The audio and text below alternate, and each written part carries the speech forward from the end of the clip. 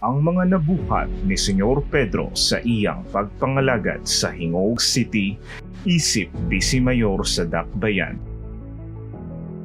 Gumikan sa mga inisyatibo o mga programa nga giimplementar sa Dakbayan, kauban si Mayor Eric G. Cañosa, sulod lang sa duha ka tuig na himong top 5 most improved component city o top 10 most efficient city ang Dakbayan sa Hingog sa tuig 2020 gikan sa 122 component cities sa tibuok Pilipinas.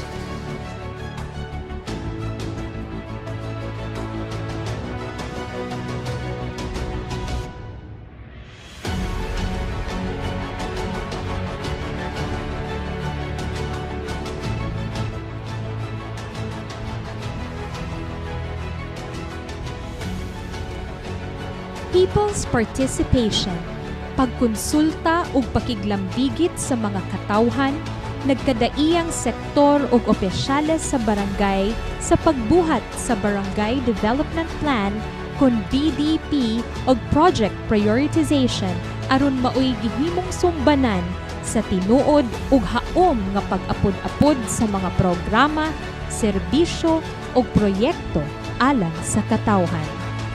Pagpatuman sa mga flagship projects, lambigit sa pagpalambo sa turismo sa Dakbayan, sama sa The Groove at Hingoog Highway 955, ug Badyangon Water Park, Children's Park at the Bay, paragliding and view deck sa Bantaawan. Pagpakasug sa nagkalain-laing infrastructure projects, sama sa Hingoog Dairy Farm, Agricultural Complex, Road Concreting, Level 3 Waterworks System ug uban pang dagko nga mga proyekto na infrastruktura. Livelihood projects, financial ug technical assistance sa mga nagkadaiyang sektor sa Dakbayan, ilabi na gayud ang mga mag-uuma, mangingisda, kababaihan ug kabatan-unan. Gipakusog ang paghatag og dugang puhunan para sa mga nagkadaiyang asosasyon, grupo o kooperatiba pinaagi sa paggahin og pondo gikan sa lokal nga kagamhanan nga mikabot og 26 million pesos sa tuig 2020 ug 30 million pesos sa tuig 2021 isip livelihood assistance. Gikan sa duha lamang ka ambulansya, nahimo na karon nga 11 ka ambulansya, duha ka urban search and rescue vehicles ug 3 ka mass evacuation vehicles diin nakatabang dili lamang sa katawhan sa Dakbayan apan lakip na usab ang mga kasilinganan nga lungsod.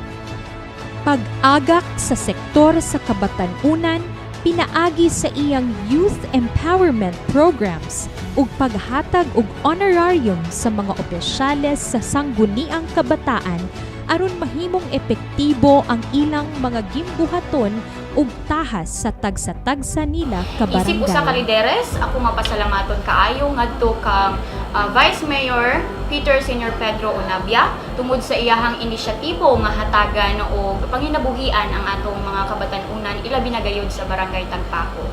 Sa amuang barangay aduna kami public market, livelihood, diin sa akong nakita dako kaayo og katabang sa atong mga kabatan-unan ilabi na gayud sa mga out of school youth. Daw kay mong pagpasalamat sa mga lideres sa syudad nga isa ang amuang barangay nga natagan sa livelihood which is kini ang hub dispersal. Ang kining hub dispersal ihatag kini sa usa ka batan-on pag ila kining buhion pagkahuman og panganak ang isa ka anak sa maong baboy ihatag na pud sa another nga out of school youth nga batan-on hangtod nga kini nga molambo tabang nga kini sa ilang pang-adlaw-adlaw nga panginabuhian. Gipanghingusgan ang moral recovery program sa tanang sektor sa Katilingban, lakip na ang mga empleyado sa gobyerno ug opisyales sa mga kabarangay.